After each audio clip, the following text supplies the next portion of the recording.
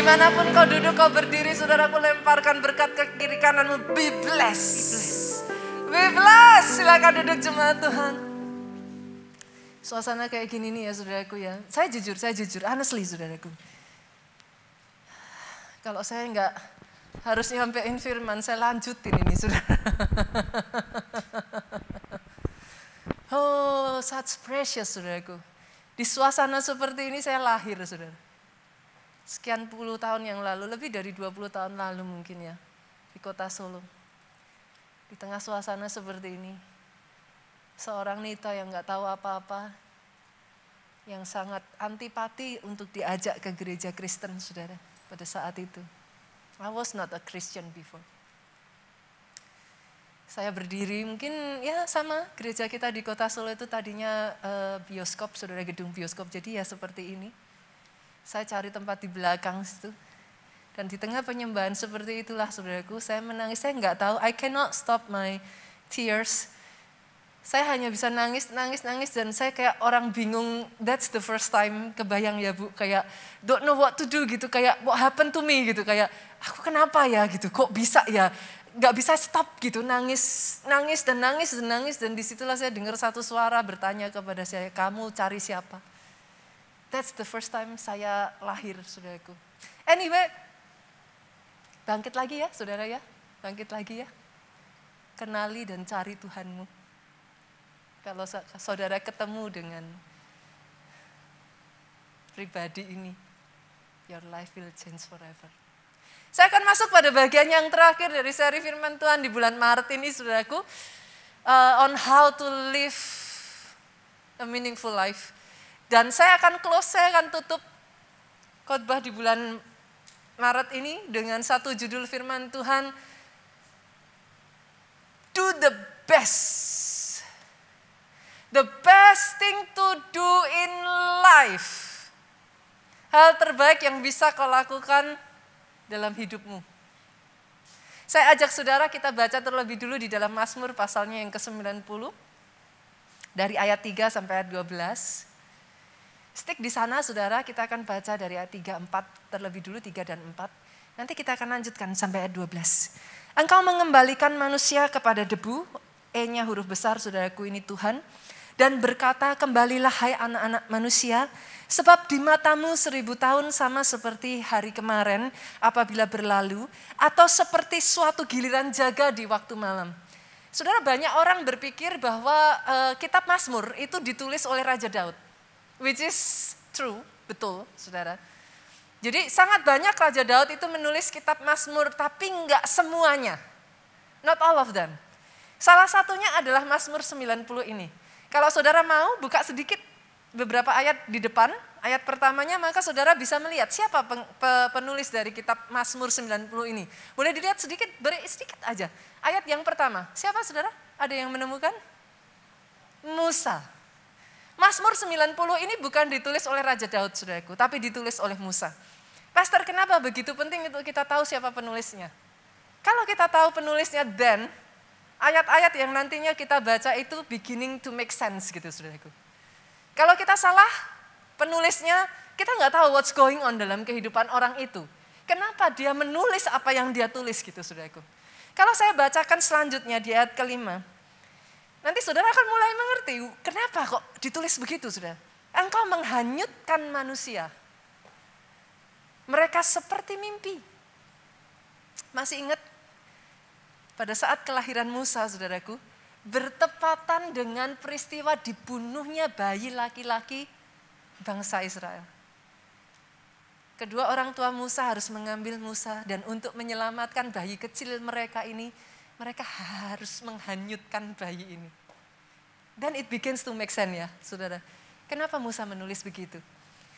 Ketika bayi itu dihanyutkan, saudara, kita lanjutkan ayat 5 ini, seperti rumput yang bertumbuh. Di waktu pagi berkembang dan bertumbuh. Bayi yang harusnya tadi celaka, Bu. Bayi yang harusnya sudah, destiny-nya itu sudah pasti dibunuh. Tapi tiba-tiba di sana ditarik dan diangkat dari air itu oleh putri Firaun. Sejak itu, bayi yang tadinya nobody ini, saudara, diangkat menjadi the prince of Egypt. Dia menjadi pangeran di sebuah negara adidaya sekelas Mesir pada saat itu, saudaraku. He got everything people ever wanted. Semua yang diinginkan orang di zaman itu didapatkan bayi mungil ini, saudaraku. Ibaratnya rumput dia itu bertumbuh. Di waktu pagi seolah-olah dia berkembang, Bu. Tapi lihat saudara, nggak berhenti sampai di situ. Di waktu petang lisut dan layu. Kenapa ayat ini mengatakan demikian? Karena satu kesalahan dari Musa. Satu kali Musa membunuh seorang Mesir, saudara. It's not his fault. Dia melihat bagaimana orang Mesir ini, saudaraku, menganiaya, saudara, kaumnya, Pak. Musa tidak bisa menahan itu, dia bunuh orang Mesir itu. Berita ini sampai ke Firaun, saudara. Begitu berita ini sampai ke Firaun, dikejarlah Musa, saudaraku. Seorang yang tadinya pangeran hidup di istana yang begitu mewah, dia harus menjadi seorang buron. Pelarian, saudara. Ayat yang ke-7, sungguh. Ini kata Musa, saudara. Kami habis lenyap karena murkamu. Karena kehangatan amarahmu kami terkejut. Exactly ini yang dirasakan Musa, Pak. Out of nowhere. Itu seperti kayak petir di siang hari bolong, Bu. Engkau menaruh kesalahan kami di hadapanmu. Dosa kami tersembunyi dalam cahaya wajahmu. Ini kata-kata yang sangat retorik, saudara. Dosa kami tersembunyi di wajahnya Tuhan tuh seterang apa tuh, saudara? Itu seperti membawa dosa itu di depan kayak disinari begitu saja, saudara. Apa yang dilakukan Musa di tempat tersembunyi itu dibawa pada satu kenyataan, saudaraku. Setiap orang mengetahui. Sungguh segala hari kami berlalu karena gemasmu. Kami menghabiskan tahun-tahun kami seperti keluh. Now it makes sense ya, saudara. Kalau saya ngomong bahwa penulisnya Musa jadi masuk akal. Kenapa? 40 tahun Musa harus lari dan bersembunyi di padang gurun. Tidak heran dia mengatakan tahun-tahun kami seperti keluh. Dia menghabiskan waktunya, dia menghabiskan tahun-tahunnya, saudaraku, dari istana mewah beralih ke padang gurun tandus, saudara. Dan di ayat ke-10 ini ayat yang sangat terkenal, saudara pasti pernah dengar ini. Masa hidup kami 70 tahun jika kami kuat. 80 tahun, kebanggaannya adalah kesukaran dan penderitaan. Sebab berlalunya buru-buru dan kami melayang lenyap. Beberapa orang-orang ahli, saudaraku, mempercayai pada saat Musa menulis ayat ini, saudara, Mazmur ini, usianya tepat di usia 70-80 tahun. Musa itu sudah ada di titik penghujung hidupnya, saudara. Dia merasakan hidup itu sudah kayak berlalu begitu saja, kesia-siaan. Musa ada di titik terendah dalam hidupnya. Kebayang gak, saudaraku? 40 tahun di padang gurun. Seorang yang dibesarkan di istana raja dengan semua kemegahan dan kemewahan, people bisa imagine, saudara. Tiba-tiba dia dibuang begitu saja. Di titik terendahnya itu, Pak, dia berseru di hadapan Tuhan.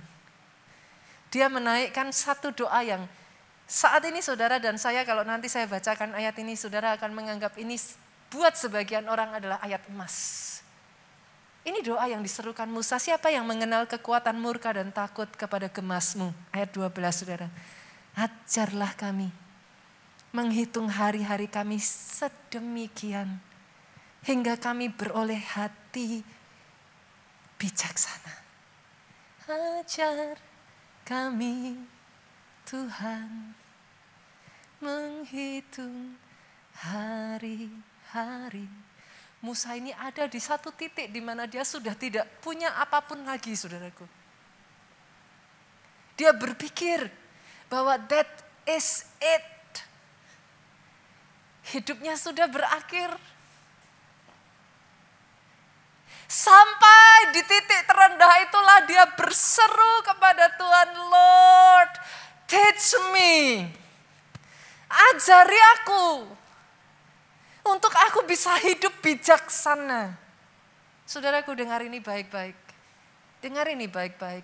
If you want to have a meaningful life, kalau kau mau punya hidup yang berarti, berdoalah seperti Musa berdoa.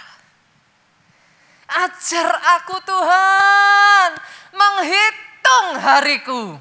Kalau kau mau punya hidup yang berarti, mintalah hati yang bijaksana. Punyai hati yang bijaksana. Pada saat Musa mendoakan doa ini, saudara, di titik terendahnya, something happen. Pak, hidup yang berarti nggak bisa saudara dapatkan kalau nggak punya hati bijaksana. Bijaksana apa? Bijaksana untuk membangun karir. Bijaksana untuk mengelola keuangan. Bijaksana untuk berinvestasi. Halo anak-anak muda. Bijaksana untuk memilih pergaulan dan pertemanan. Bijaksana untuk milih pasangan hidup. Amin. Yang masih single, halo. Bijaksana untuk berpacaran, saudaraku. Bahkan bijaksanalah untuk membangun bahtera keluargamu nantinya. Bagi saudara yang melayani dimanapun saudara saat ini duduk, bijaksana ketika kau melayani.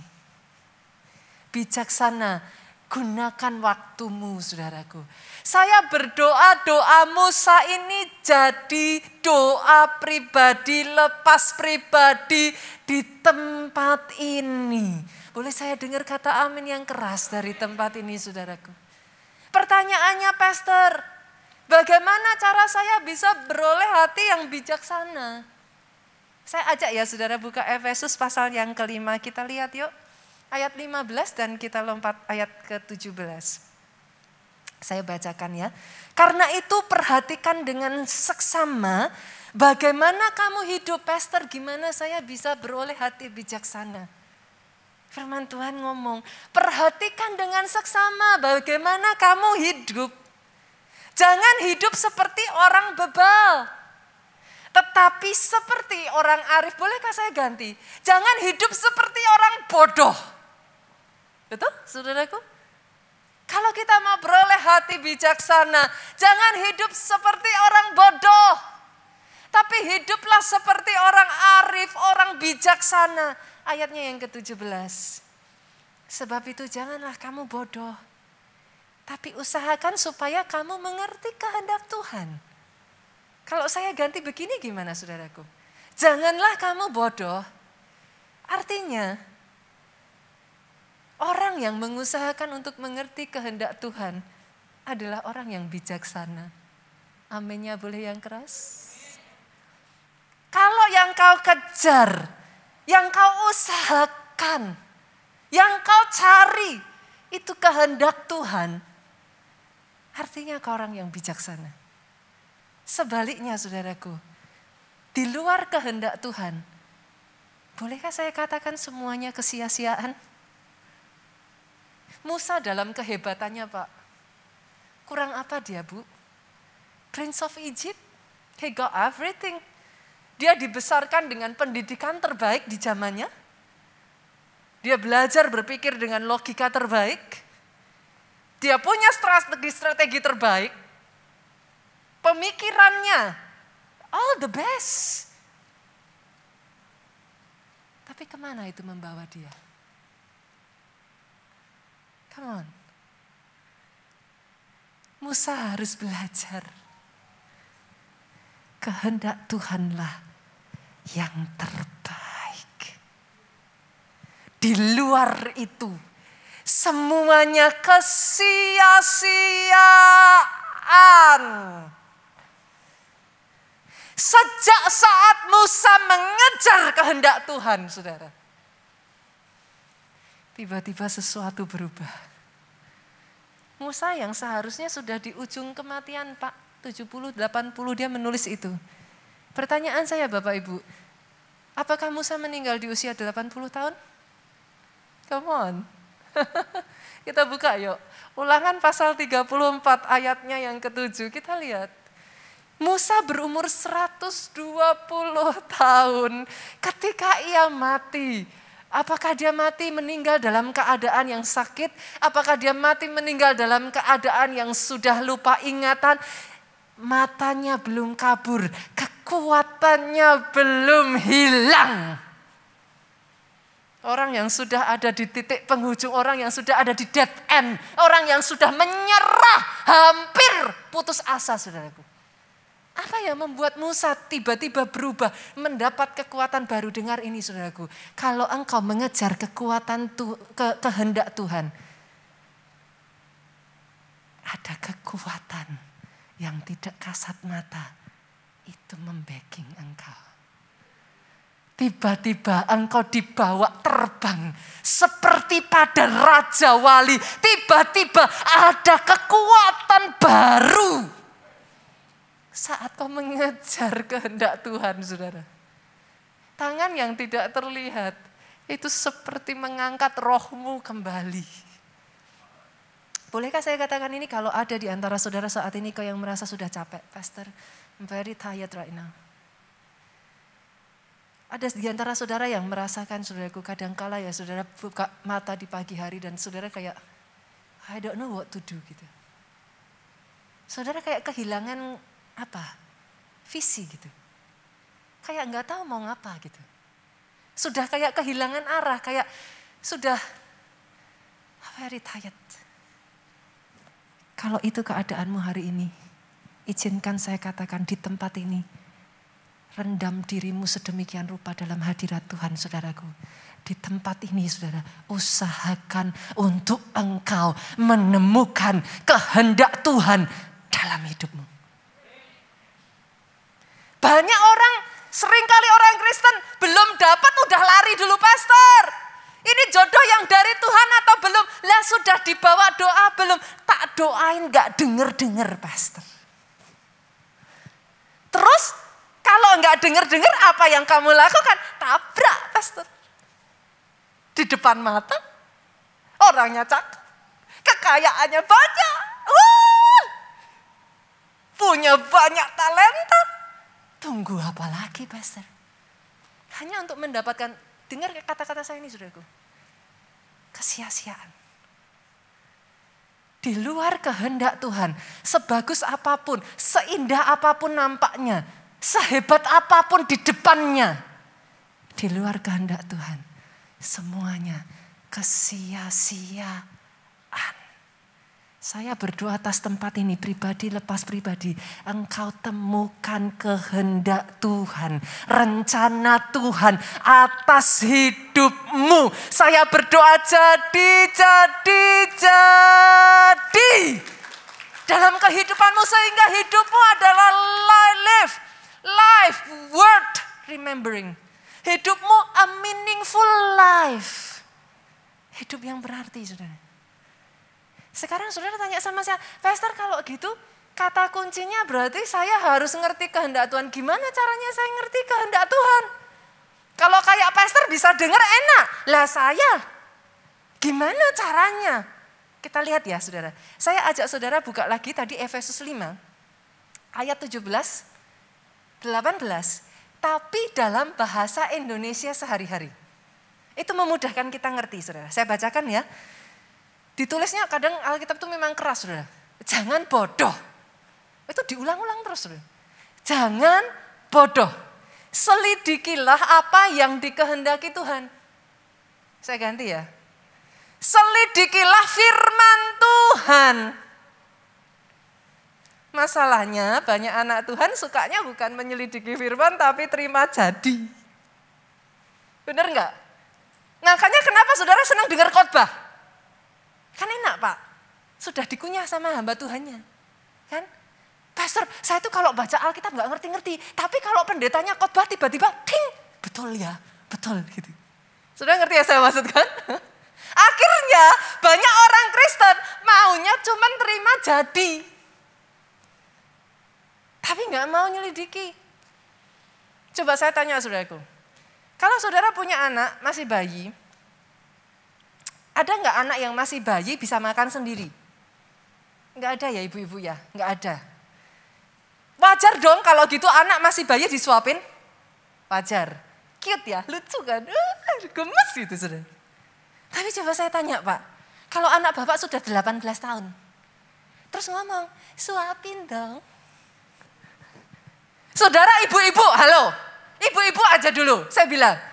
Bisa masih ngomong lihat anaknya bilang seperti itu 18 tahun masih minta disuapin, terus saudara bilang, kamu imut deh gitu. Hah? Dicekik aja saudara umur 18 tahun kok masih minta disuapin tuh gimana? Saudara ketawa.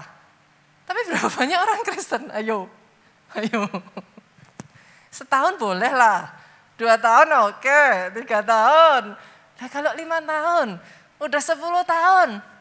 Saya tuh pernah saudaraku ada jemaat datang ke saya tanya. Dia ngomong gini, saya tahu dia sudah jemaat lama. Bahkan sudah sangat lama. Dia tanya sama saya, Pastor, gimana caranya baca Alkitab? Saya tuh antara ngeliat dia pengen tak cekik, tapi saya menghargai kejujurannya gitu saudaraku. Nah tapi ini sudah 10 tahun deh Pak. Masa baca Alkitab aja nggak bisa saudaraku. Tapi berapa banyak orang Kristen seperti itu? Ayo.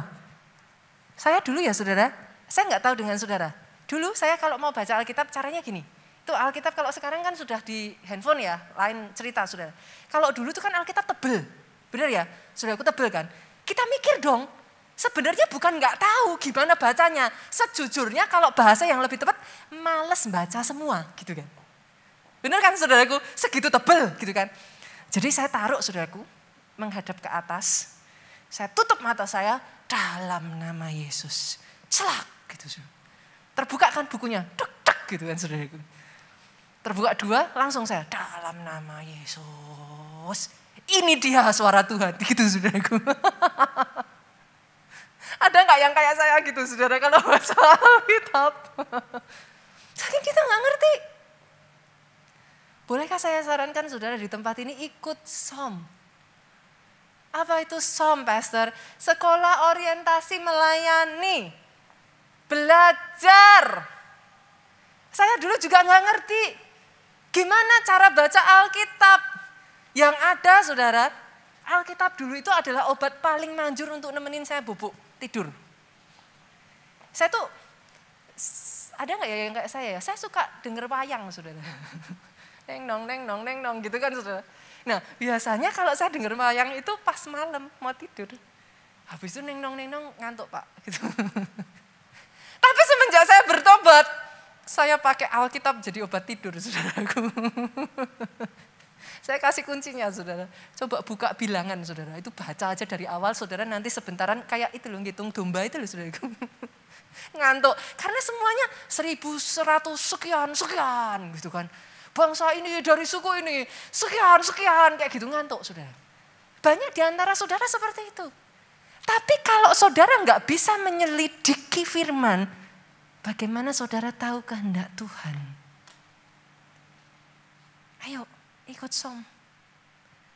Pastor, lah saya tuh kalau baca tuh beneran tuh Pastor, nggak ngerti sama sekali tuh yang dimaksud apa. Makanya firman lanjut saudara, kita lihat ya. Ayat 18 yuk saya bacakan. Janganlah kalian mabuk oleh anggur, sebab itu akan merusakkan kalian. Sebaliknya, hendaklah kalian dikuasai oleh Roh Allah. Orang kalau mabuk itu gimana sih saudara? Ngelantur ya. Seringkali kan jadi ngomongnya nggak karuan. Betul ya? Dan orang kalau mabuk cirinya gimana saudara? Kita tuh sebenarnya nggak mau ngomong. Saudara kalau lihat drakor itu loh saudara. Kalau mabuk tadinya sebenarnya nggak mau ngomong. Tapi karena mabuk jadi ngomong yang kita nggak ngomong. Yang kita nggak mau gitu. Sama. Ketika saudara dikuasai oleh Roh Kudus. Mabuk oleh anggur Roh Kudus. Ini saya harus ngomong lagi nih gitu. Karena dulu saya pernah ngomong gini tapi diinterpretasikannya beda saudara. Orang Kristen tuh cerdik saudara. Maksudnya gimana Pastor? Mabuk oleh anggur Roh Kudus, apakah anggurnya merek Roh Kudus? Ada loh saudara yang beneran tanya sama saya kayak begitu saudaraku. Saya tuh sampai puyeng, nih orang Kristen gimana sih?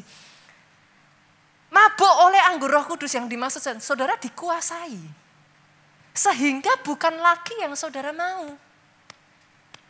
Tapi Roh Kudus itu menggerakkan kita, Pak. Tadinya kita nggak ngerti. Tapi jadi dibuat paham. Tiba-tiba yang tadinya rencana Tuhan itu begitu so dark, itu kayak terbuka satu-satu itu loh saudara. Oh ternyata gini ya, ditemukan dengan orang yang tepat. Oh ternyata satu demi satu itu merangkai satu. Banyak orang dunia bilang kebetulan, hoki. Tapi berapa banyak dari saudara tahu di dalam Tuhan itu bukan kebetulan, itu bukan hoki. Tapi tangan yang tidak terlihat itu, dia tuntun satu demi satu. Doa saya itu jadi atas hidupmu.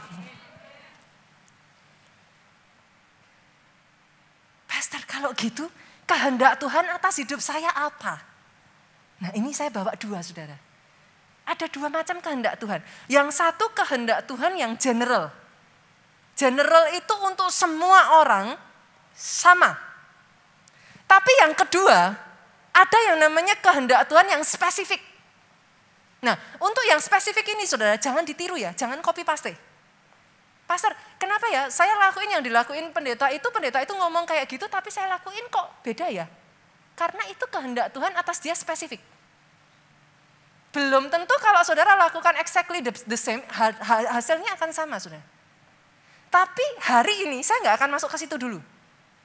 Another session, nanti satu ketika ya saudaraku ya, seru itu. Itu pembicaraan yang seru. Ketika saudara sudah berbicara tentang kehendak Tuhan yang spesifik, itu seru sekali. Itu perdebatan pasti akan ada di sana. Karena berbicaranya bukan hanya sesuai firman Tuhan, nggak sesuai. Itu berbicaranya saudaraku, Tuhan sudah bicara ke seseorang. Itu kalau diperdebatkan pasti seru sekali. Tapi hari ini, saya akan berbicara tentang kehendak Tuhan yang general dulu. Yang Tuhan mau apa atas hidup kita. Catat 3 ya, saya kasih 3 dulu. Kita buka Kejadian 1 ayat 28. Kejadian 1 ayat 28, Allah memberkati mereka, lalu Allah berfirman kepada mereka, ini kehendak Tuhan. Beranak cuculah dan bertambah banyak. Penuhi bumi dan taklukkanlah itu. Berkuasalah atas ikan-ikan di laut, burung di udara, atas segala binatang yang merayap di bumi. Kalau ada di antara saudara saat ini, saudara sudah menikah dan saudara belum memiliki keturunan, saya berdoa itu jadi atas hidup saudara. Karena ini kehendak Tuhan. Beranak cuculah, bertambah banyaklah. Tetapi bukan hanya secara jasmani. Beranak cuculah, bertambah banyaklah secara rohani. Gimana caranya, Pastor? Henggol kiri kanan dari jauh. Makanya ikut keluarga rohani, ikut komsel, saudaraku. Kenapa? Anak lahir ceprot, saudara, oek-oek. Aja butuh keluarga kan, Bu? Kalau nggak ada keluarga, siapa yang kasih makan? Siapa yang rawat? Sama. Ketika kita terima Yesus sebagai Tuhan dan Juru Selamat dalam hidup kita, kita dilahirkan baru. Ceprot dalam roh. Roh saudara itu masih bayi, oek-oek. Ciri khasnya bayi itu gimana, Bapak Ibu? Tadi ada ibu-ibu yang datang sore tadi, nangis, bisanya cuma nangis, Pastor. Berapa banyak saudara sering lihat seperti itu? Masih bayi, datang, penuh dengan masalah, bisanya cuma nangis. Betul ya? Cirinya bayi apa, saudaraku? Bayi itu nggak bisa melayani. Saudara pernah lihat di sini? Bayi tiba-tiba bisa sapu-sapu, Pak. Itu kaget loh saudara, bayi ajaib saudaraku. Nggak ada. Yang namanya bayi itu semua serba dilayani. Minum susu dilayani, ganti popok dilayani, pakai baju dilayani, itu bayi. And that's okay. That's okay. Ada momen-momen di mana ketika saudara datang ke sebuah gereja, saudara butuhnya dilayani. And that's okay. Tapi bayi itu akan bertumbuh, saudara. Dia nggak boleh seterusnya bayi dong. Dia akan jadi anak. Cirinya anak apa, saudaraku? This is mine. Kan? Betul ya? Anak-anak nggak bisa disuruh sharing ya Bu ya. Ayo sharing sama temannya. No, mine. Gitu kan saudaraku. Itu anak. Seringkali sama toh. Kalau anak namanya nggak suka sedikit gimana? Gitu kan saudaraku. Sering ya lihat anak-anak kecil-kecil begitu kan. Tapi itu anak. Ketika dia sudah bertambah dewasa, pertanyaan saya Bapak Ibu. Kalau sudah dewasa masih gitu gimana? This is mine. Gitu gimana saudaraku? Halo? Saya berdoa orang-orang Kristen yang ada di keluarga Allah adalah anak-anak Tuhan yang bertumbuh dewasa. Aminnya paling keras. Tepuk tangannya yang paling meriah buat Yesus Tuhan kita. Harus bertumbuh. Hari-hari ini kalau ada yang paling membuat saya sedih saudaraku. Banyak orang Kristen hidup untuk dirinya sendiri.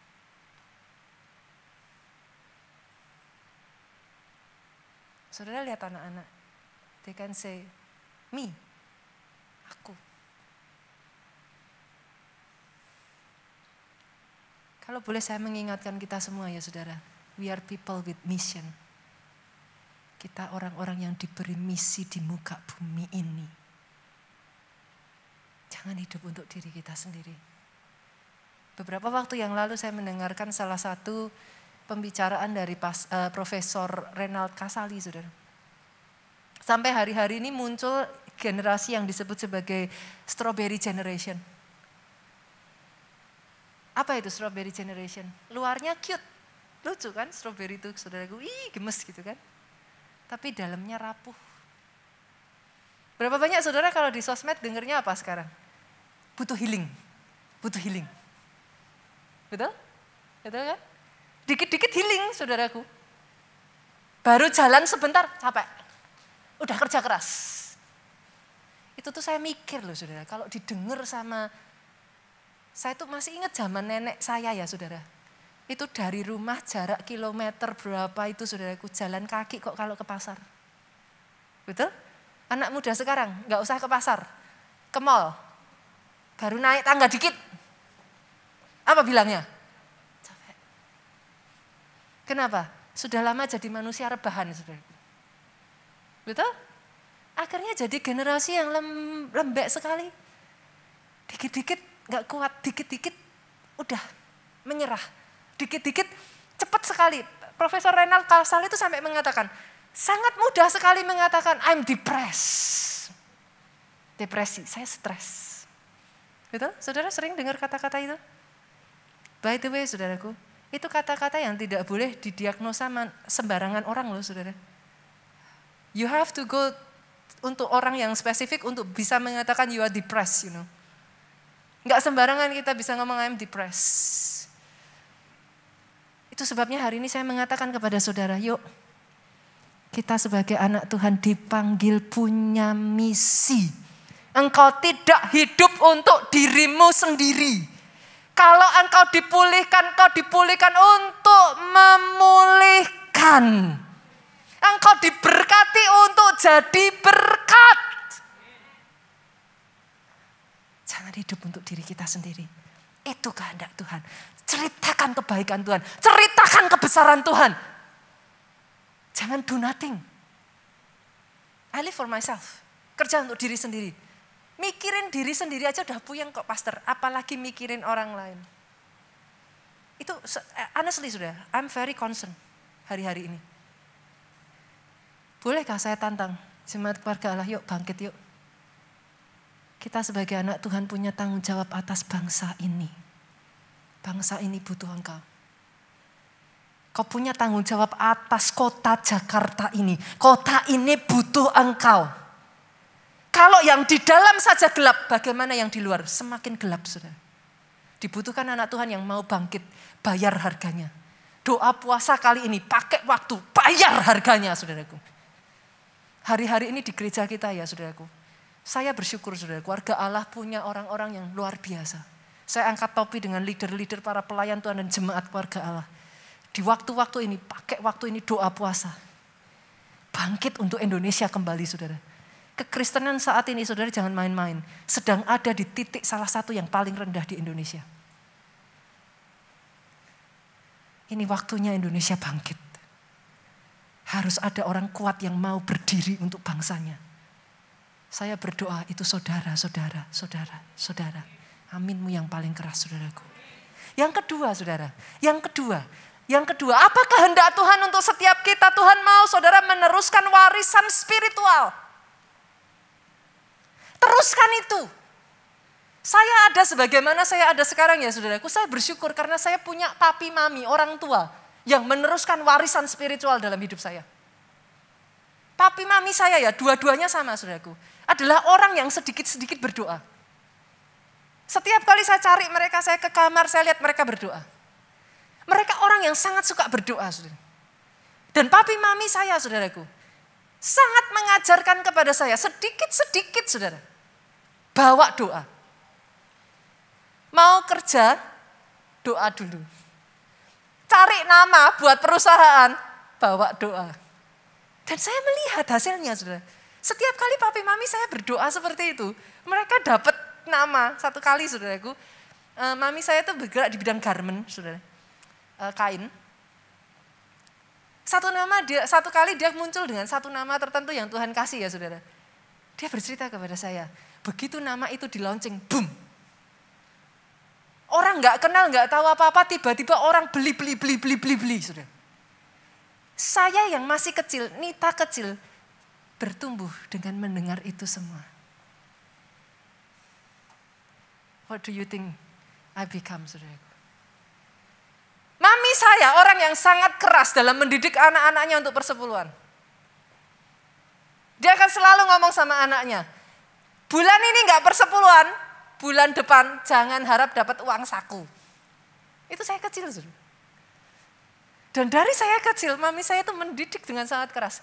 Untuk Tuhan, gak boleh kasih uang lecek.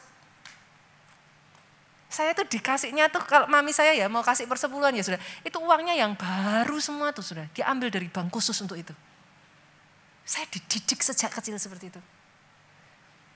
Salah satu warisan rohani lagi yang saya dapatkan dari mami saya. Mami saya tuh orang yang sungguh-sungguh apa-apa tanya Tuhan dulu. Satu kali babinya, papi saya tuh punya peternakan babi sudah. Sekelilingnya tuh kena itu loh apa? Penyakit, kalau saudara di sini ada nggak ya yang tahu peternakan babi ya? Kuku merah, pernah dengar nggak penyakit itu di babi? Itu sekeliling itu babi-babinya mati semua sudah. Papi mami saya doa, Tuhan dia apain nih babinya? Saudara tahu apa? Minggunya ke gereja, dengar firman, oleskan minyak gitu saudaraku. Dan benar, dikerjain saudara. Saya tuh lihat dengan mata kepala saya sendiri. Papi mami saya ke kandang babi, babinya satu-satu diurapi saudara. Diolesi minyak. Tapi saudara tahu apa yang saya lihat dengan mata kepala saya saudara? Kandang babi kiri kanan papi saya pada mati saudara. Khusus kandang babi papi saya dilewatkan dan dilalukan. Oh kalau mau tepuk tangan yang paling meriah. I grew up like that. Saya bertumbuh melihat keajaiban demi keajaiban saat orang berdoa. Dan itu membuat saya percaya ada kuasa di dalam doa. Orang tua, wariskan warisan rohani kepada anakmu. Kalau tidak, kita lihat Hakim-Hakim pasal 2 saudara. Apa yang terjadi ketika kita sebagai orang tua, bukan hanya orang tua jasmani, orang tua rohani. Fail, gagal. Mewariskan warisan rohani, saudara. Apa yang terjadi? Hakim-Hakim 2 ayat 10-11. Setelah seluruh angkatan itu dikumpulkan kepada nenek moyangnya. Apa yang dimaksud di sini? Ini angkatan Yosua, saudara. Angkatan bangsa Israel di bawah Kaleb dan Yosua. Dikumpulkan kepada nenek moyangnya. Mereka sudah meninggal. Kita lanjutkan. Bangkitlah sesudah mereka itu. Angkatan yang lain. Generasi berikutnya lahir, saudara. Yang tidak mengenal Tuhan ataupun perbuatan yang dilakukan Tuhan bagi orang Israel. Tragis ya saudaraku, tragis loh ini. Lalu orang Israel melakukan apa yang jahat di mata Tuhan, mereka beribadah kepada para Baal. Wow, satu generasi hilang. Tanggung jawab kita loh ini saudara, Indonesia ini. Bukan main-main loh. Ketika anak-anak Tuhan bungkam, takut untuk menceritakan keajaiban Tuhan. Satu generasi Pak. Kebayang gak saudara? Papahnya seperti Yosua. Generasi sebelumnya itu melakukan pekerjaan-pekerjaan dahsyat. Tapi generasi di bawahnya wipe out. Mereka justru melakukan apa yang jahat di mata Tuhan. Jangan tutup mata yuk saudaraku. Ceritakan kepada orang di kiri kananmu siapa Tuhanmu. Ajak anakmu beribadah. Kalau untuk mereka sekolah aja saudara paksa kok. Betul? Ada orang tua di sini yang anaknya nggak mau sekolah. Pastor nggak mau sekolah. Biarin aja. Nggak apa-apa. Ada? Bapak ibu nggak mau sekolah ya dipaksa kan? Ya harus. Gitu. Tapi kenapa ketika anak saudara, Pastor gak mau ke gereja, gak mau ikut sekolah minggu, gak mau ikut Kids Impact. Gak apa-apa.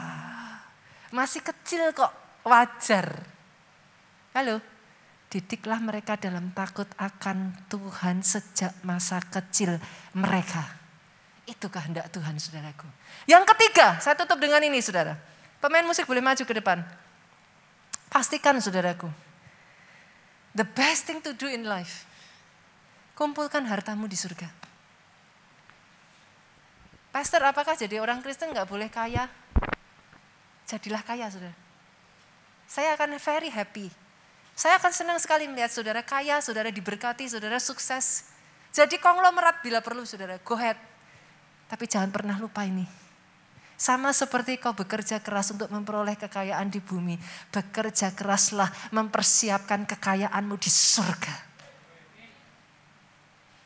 Banyak orang untuk kerja, gak takut kerja keras, gak takut sampai malam, gak takut lembur-lembur, kerjakan mati-matian.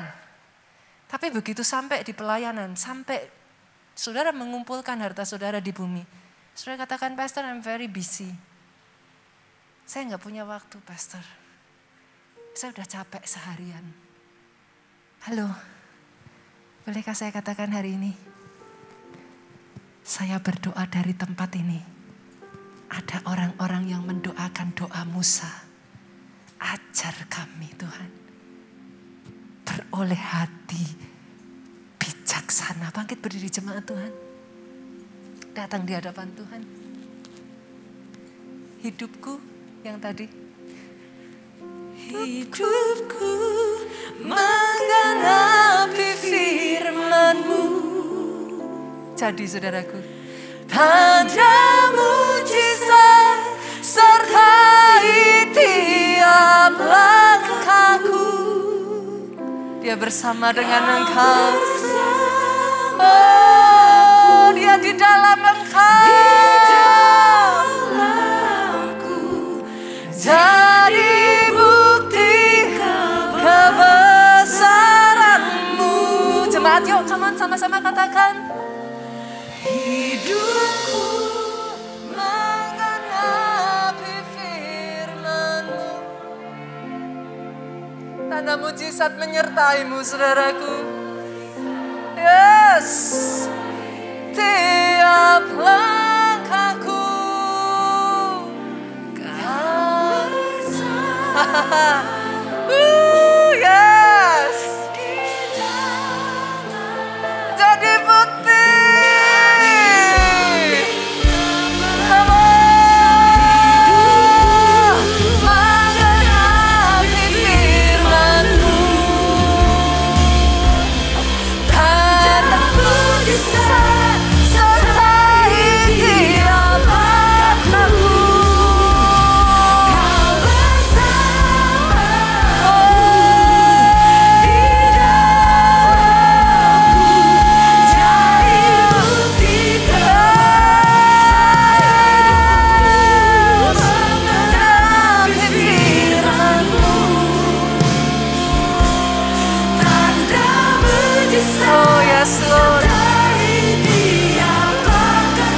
Namamu berdoa Tuhan.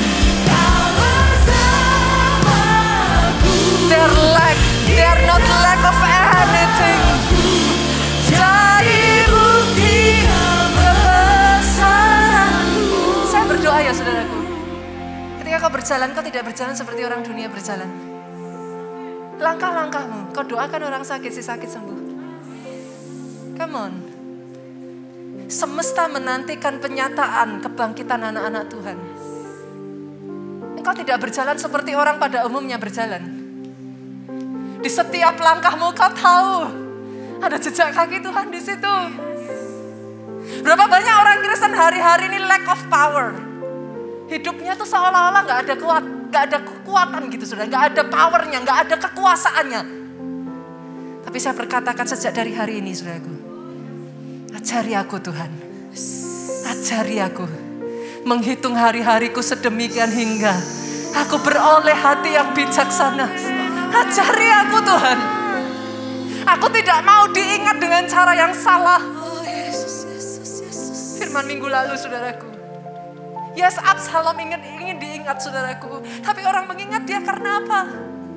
Orang mengingat dia karena membunuh saudaranya. Orang mengingat dia sebagai anak yang mengkudeta ayahnya. Orang mengingat dia sebagai seorang anak yang memperkosa gundik dari ayahnya, saudaraku. Dengan cara bagaimana kau ingin diingat, saudara? Ayah seperti apa engkau? Anak seperti apakah engkau?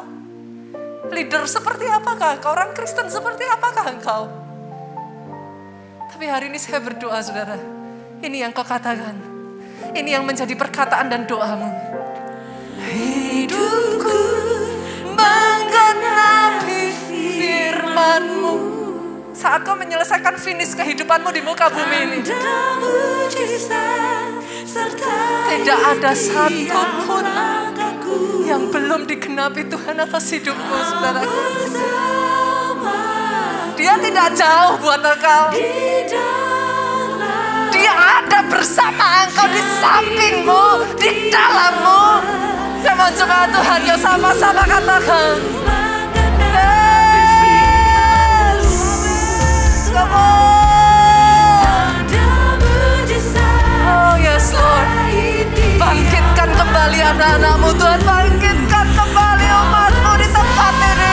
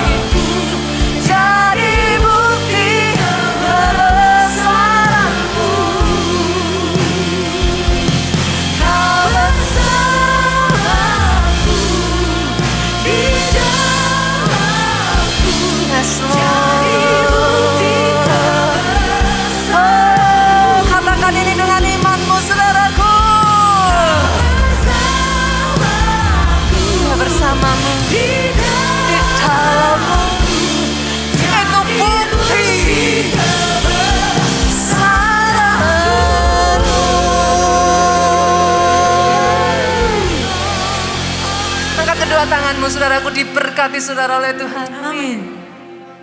Hati yang bijaksana, ya Yesus, itu ada dalam hidupmu. Amin. Hati yang mengerti kehendak Tuhan. Amin. Diberkati keluargamu, saudara. Amin. Dari mulutmu tidak habis-habisnya kesaksian demi kesaksian.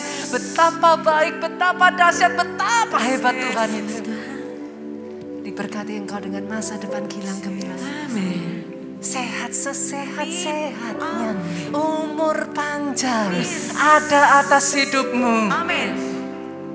Diberkati pelayananmu, saudara. Amin. Jangan do nothing, do something for Him. Yes. Kumpulkan upahmu di surga. Amin. Diberkati pemberitaan Injilmu, Tuhan. Pulang, saudara, dengan membawa sukacita limpah. Yes, damai sejahtera Allah Bapa, cinta kasih Yesus Kristus, dan persekutuan dengan Roh Kudus sekarang sampai selama-lamanya. Kau yang diberkati katakan amin.